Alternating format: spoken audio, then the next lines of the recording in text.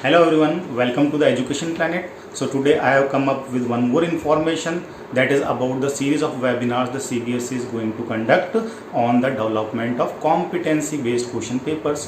जैसा कि हाल ही में CBSE ने फर्स्ट टर्म के जो सैम्पल पेपर अपनी वेबसाइट के ऊपर रिलीज किए थे. If you observe the sample question papers, the question paper it contains the multiple choice questions, assertion and reasoning based questions and the case study based questions. Now the CBSE wants to spread this knowledge that how a teacher can prepare a good and a quality based question paper, how the good questions can be included in the question paper, what will be the ratio of the simple questions and the complex questions, and what are the various ways you can frame these types of questions as the typology it is given by the CBSE.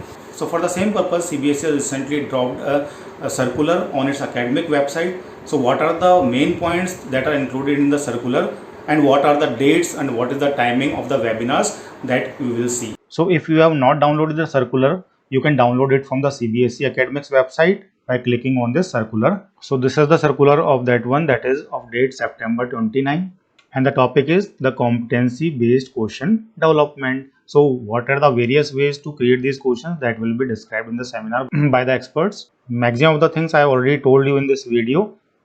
Whatever it remains, that is the timing and the dates of the webinar. So here you can see the webinars will be conducted from 5th October to 8th October, and the timing for all the webinars it is same, that is 3:30 p.m. to 5 p.m. The first webinar will be for the science subject, that will be conducted on 5th October. The time it is 3:30 to 5 p.m. and these all are the panel members, and this is the link provided to join the webinar.